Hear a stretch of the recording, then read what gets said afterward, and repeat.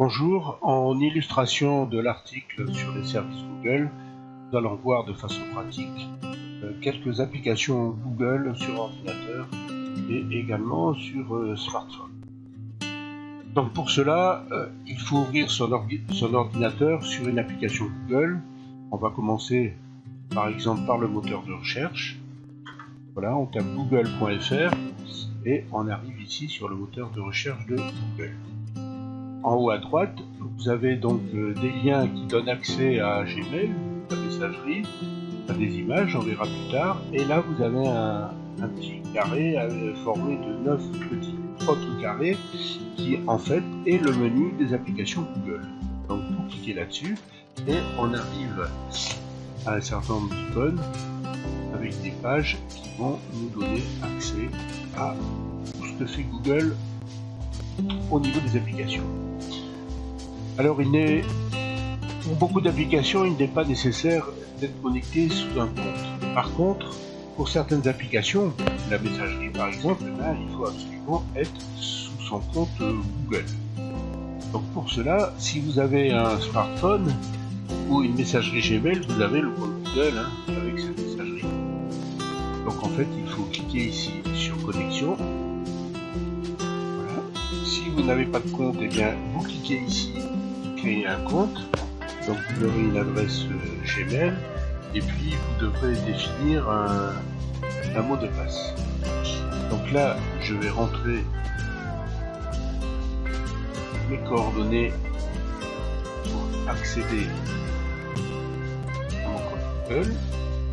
On passe et on clique sur suivant. Voilà, on est connecté parce que on voit que là il y a l'icône. Alors vous pouvez définir une icône dans les paramètres de votre compte. Tout simplement, vous aurez une lettre 2 avec vos initiales. Donc si je clique maintenant sur l'application, vous voyez que là je peux accéder aux paramètres du compte.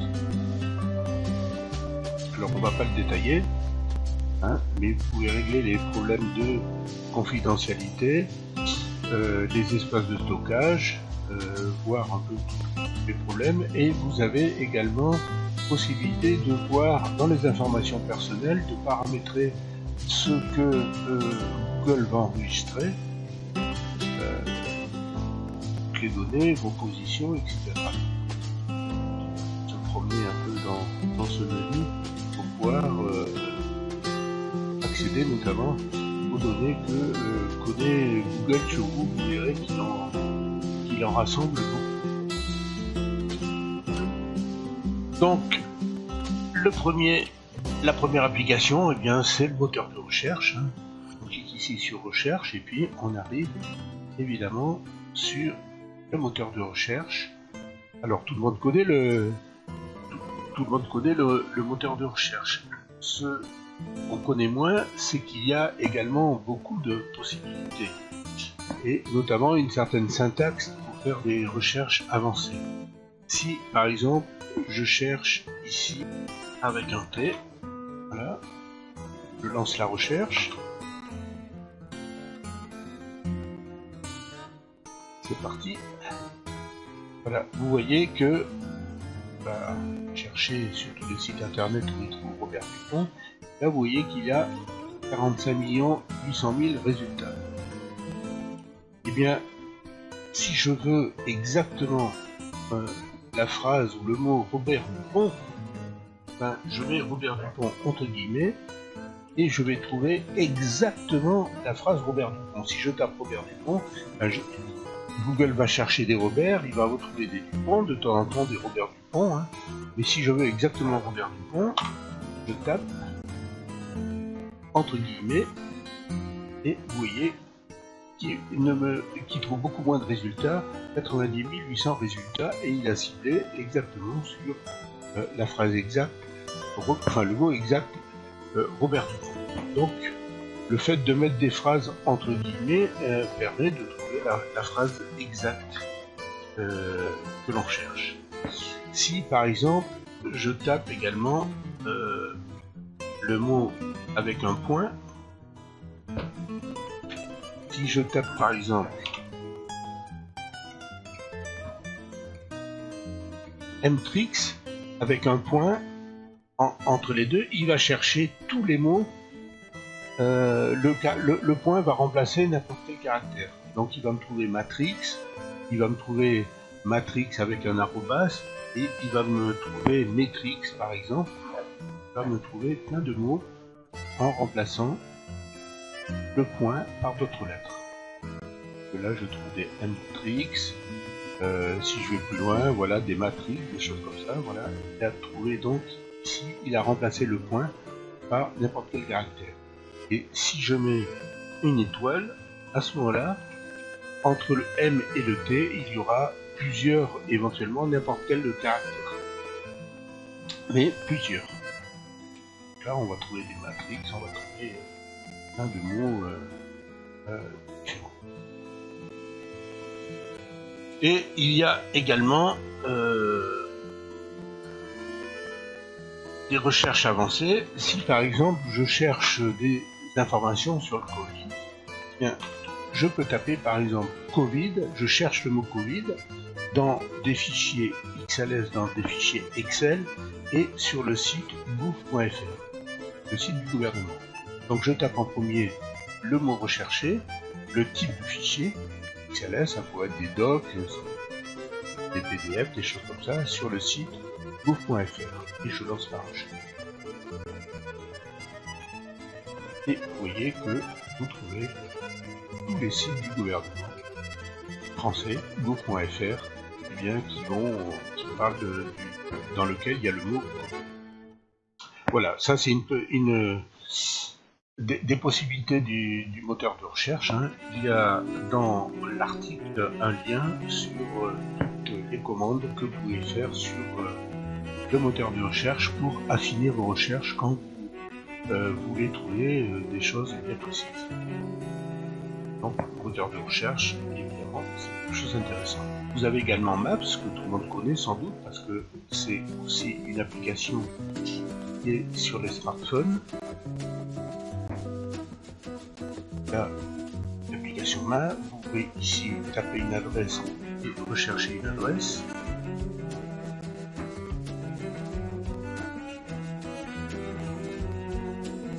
Et ma connexion internet rame aujourd'hui, je ne sais pas ce qu'il y a, peut-être bien plus rapide. Là, et vous avez également la possibilité ici d'afficher une vision satellite. Si je clique ici, je vais avoir une vision satellite. Et puis, là, en bougeant la molette de la souris, je peux le trouver. Et là, on monte. Et je peux aller sur le mode Street View qui permet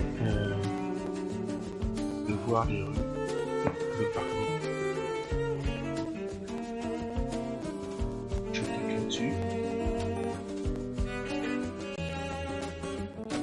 Je tombe sur le mode Street View et avec la souris. Pour trouver des fois il faut attendre un peu, voilà. Et donc pour quitter, je clique sur la croix en haut et je reviens dans Maps. Donc on peut chercher des itinéraires, des choses comme ça, exactement comme sur smartphone.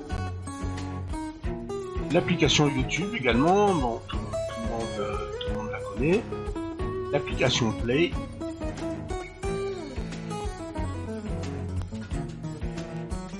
Donc, qui permet de commander des films en streaming ou de les télécharger. C'est possible de télécharger en marche. Donc on peut avoir des livres, pareil, des choses comme ça, télécharger des applications.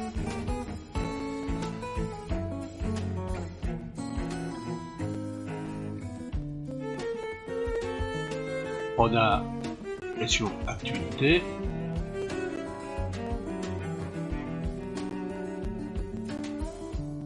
Qui affiche des informations dans différents domaines, politiques, sport. Là, ça affiche décidément, ça rame beaucoup. Vous avez des actualités local, enfin vous pouvez avoir des informations.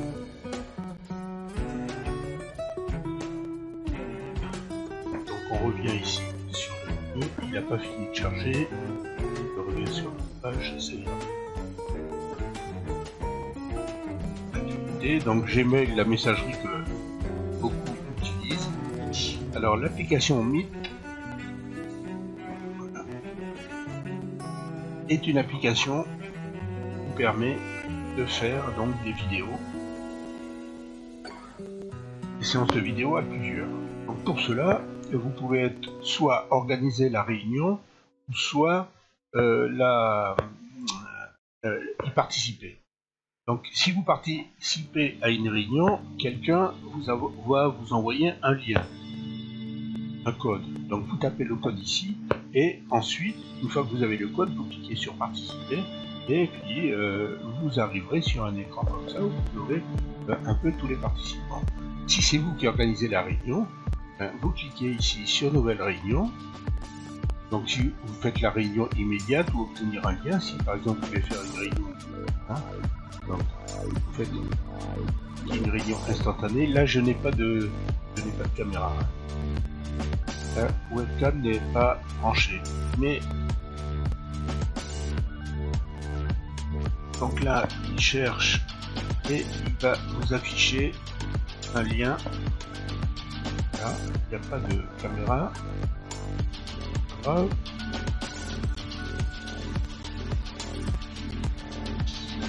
Et donc là vous obtenez un code. Donc ce code vous l'envoyez à vos participants, OHP, JBVE, EPI, MEK à la fin par exemple. Vous envoyez tout ça à vos participants, eux cliquent sur participer à la réunion, ils rentrent le code et vous pouvez discuter. Je crois qu'il y a au moins une centaine de personnes peuvent participer à cette réunion. Et le service est gratuit. Donc je reclique, je reviens, donc là on a fini. Là vous avez contact, la gestion de carnet de contact, un peu comme sur téléphone, sur smartphone. Là vous avez l'application Drive. Sur l'application Drive, vous pouvez stocker, c'est un espace de stockage, l'équivalent de OneDrive de Microsoft, de Dropbox par exemple. Et donc là sur le web, enfin sur le cloud exactement, de Google, donc vous pouvez stocker des documents. Notamment, on verra tout à l'heure des documents de l'application Code, du tableur. Donc là, j'en ai pas. Ici. Mais si, voilà des lettres, des documents Google qui ont été stockés. Et vous voyez que vous avez 15 gigaoctets gratuits et vous pouvez augmenter ces places de stockage ici en cliquant dessus. Et évidemment c'est payant si vous en voulez. Ça vous permet de sauvegarder des documents et de les rendre disponibles à partir de n'importe quel. Là vous avez agenda, qui permet donc de partager un calendrier, ou non d'ailleurs, et donc de synchroniser ça avec votre téléphone, un agenda classique dans lequel vous pouvez inscrire vos rendez-vous et les partager avec vos contacts.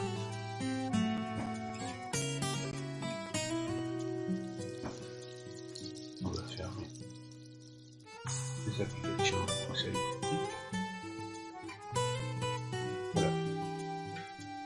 On a bien agenda. Alors voilà, traduction. Traduction, c'est une application très intéressante. Qui vous permet de traduire des textes dans plus de, je ne sais plus combien de langues, mais un nombre assez impressionnant de langages. Et il détecte ça automatiquement. Si je tape ici aujourd'hui 2,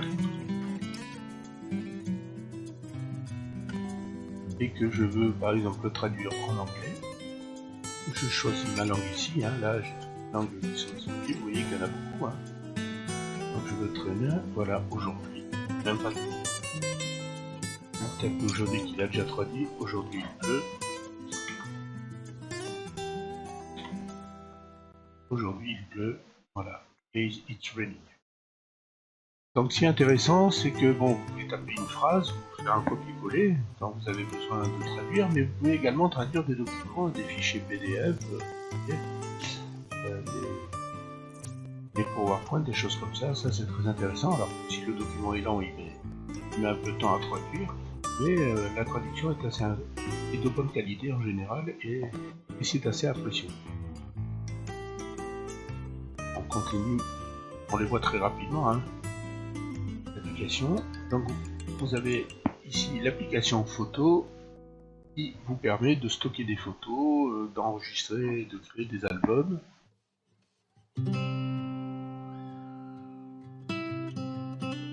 De partager des photos, de créer des livres photos. Bon là il y a juste 2 photos qui sont placées.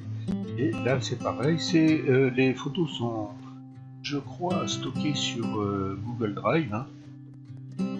Et vous avez des utilitaires également, donc qui vous permettent de faire des montages, d'archiver des photos, de sauvegarder des photos de votre ordinateur, tout ça, et de les rendre toujours disponibles sur le web. Alors,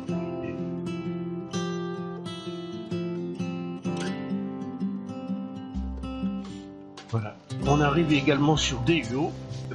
DUO, c'est pas comme Meet, hein. C'est une application qui vous permet de téléphoner à quelqu'un en audio ou en vidéo et puis de le voir en direct. Hein.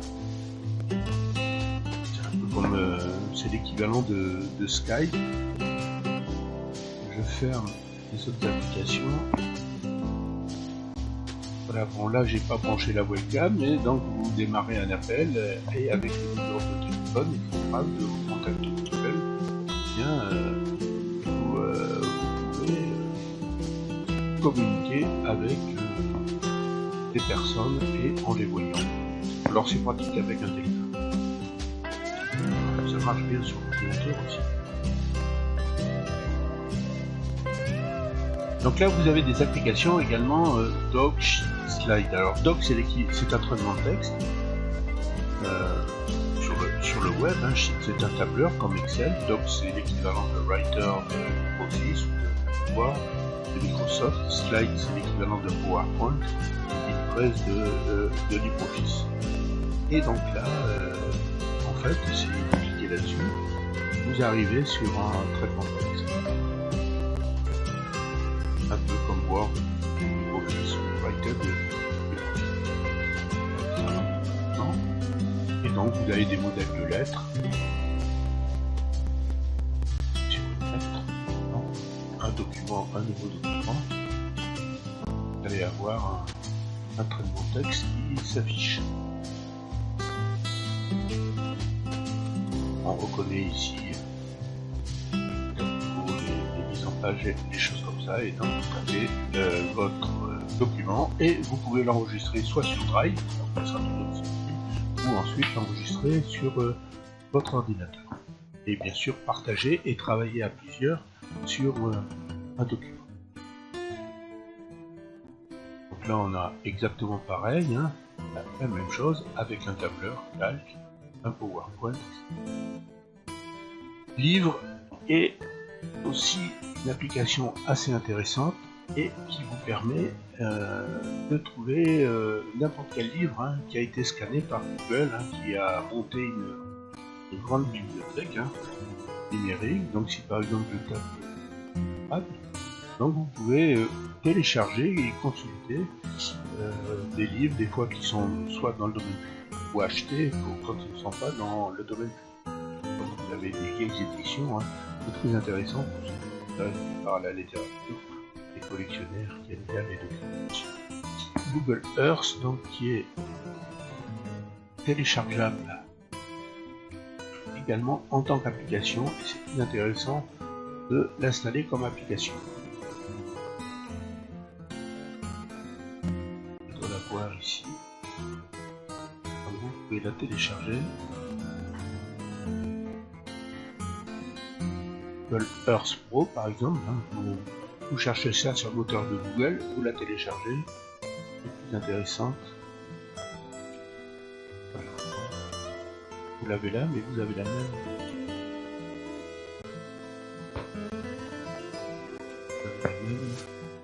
En application qui est bien plus rapide et plus complète d'ailleurs que l'application web. C'est pareil, vous vous baladez sur n'importe quel endroit de la Terre, vous tapez des adresses ici, vous pouvez voir des monuments, des villes, des choses comme ça. C'est quelque chose avec la souris. Si par exemple vous pouvez voir la tour Eiffel,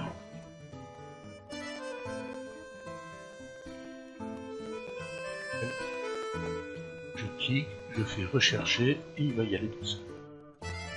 Et donc on peut faire également paramétrer des trajets, tout ça, et faire des visites virtuelles, hein, comme si vous étiez en avion et vous baladez. Là, avec la souris, et que on voit également les bâtiments 3D. Ici, on a également pour se rapprocher, des boutons pour modifier les angles de vue. Et là, vous avez également, en fonction des lieux que vous bougez ici, des informations plus ou moins détaillées. Là, vous avez et vous pouvez donc vous balader. Vous voyez que les bâtiments sont mis en relief. Et c'est pareil, si vous zoomez, vous tombez également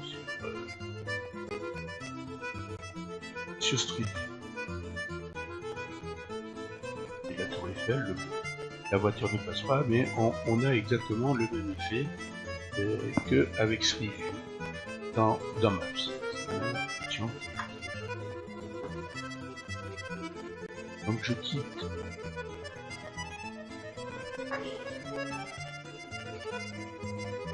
ici et on va revenir sur Earth.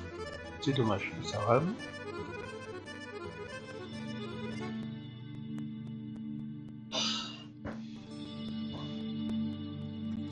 Alors une fois dans Google Earth, vous avez ici un menu avec un explorateur pour trouver des sites, des projets. Vous pouvez enregistrer des navigations, le style de carte si vous voulez afficher des sites avec la souris. Avec de la souris, on agrandit, on baisse. On peut chercher des lieux ici. Paris.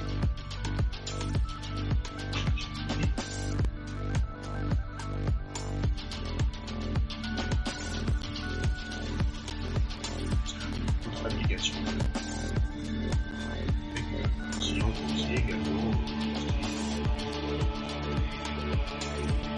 pratique ici.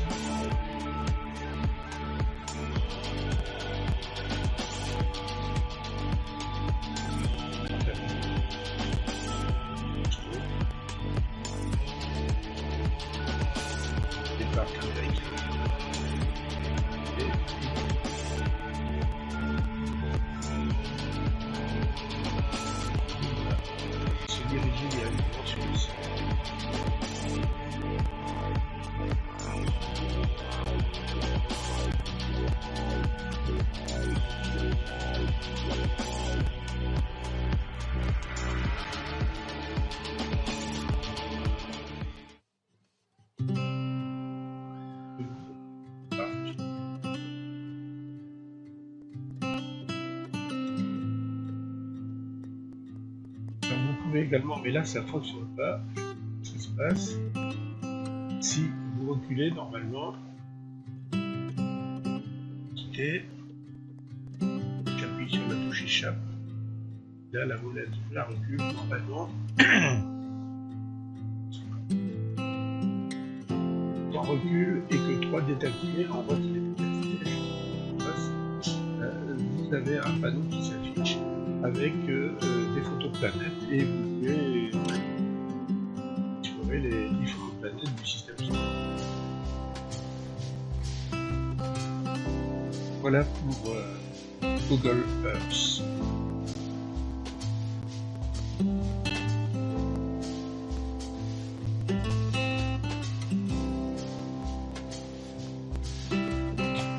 Voilà donc les principales applications que l'on peut voir. Et nous allons voir maintenant une application également sur smartphone. Bien, nous allons voir maintenant sur smartphone, parce que cette application Google n'existe que sur un smartphone, l'application qui s'appelle Google Lens. Alors Google Lens, vous pouvez l'installer en allant par exemple sur le Play Store et dans la zone de recherche, vous tapez Google Lens.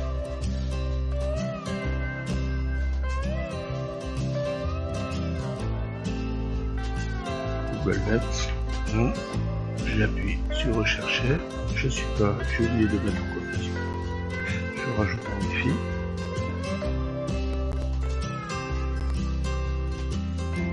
La connexion est bonne, je réessaye. Voilà. Donc vous voyez l'application Google Lens, le petit icône. Évidemment, moi elle est déjà sur le téléphone et donc je vais l'ouvrir. Et là, vous voyez que vous avez l'écran de l'ordinateur. Ce qui est intéressant, c'est que avec cette application, vous voyez un objet. Là, j'ai ici une plante. J'appuie sur la photo et il me trouve le nom de la plante. Et donc, vous pouvez faire ça avec beaucoup d'objets, par exemple une souris ici. Et donc il trouve, alors de temps en temps il peut vous trouver même la marque. Voilà, ici il a bien retrouvé la souris Logitech. Donc la photo, donc là il a bien reconnu la marque de la souris. Voilà une application qui est très intéressante. Quand vous cherchez un objet, vous savez pas ce que c'est, un insecte, une fleur ou n'importe quoi, eh bien vous pouvez trouver.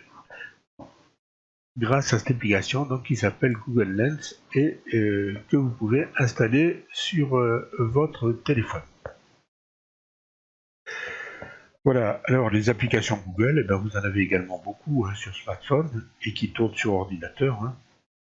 Il suffit de taper Google ici et puis vous voyez que vous avez évidemment Google Chrome. Alors certaines applications sont installées d'office, vous ne pouvez même pas les désinstaller puisque Android est un système d'exploitation créé par Google.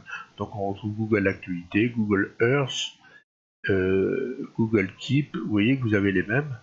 Et donc ce qui est intéressant, c'est que vous pouvez travailler sur votre téléphone ou sur votre ordinateur, mais tout ce que vous faites sur votre ordinateur, eh bien, vous pouvez également le récupérer ou le synchroniser et l'exploiter avec votre téléphone, ce qui est intéressant. Voilà, on a fait un peu un tour très rapide de toutes ces applications Google. Vous voyez qu'il y a beaucoup d'innovations dans certaines applications, il y a des choses qui sont intéressantes. Voilà, j'espère que cette vidéo vous a permis de découvrir quelques applications et que vous allez peut-être en utiliser. Au revoir.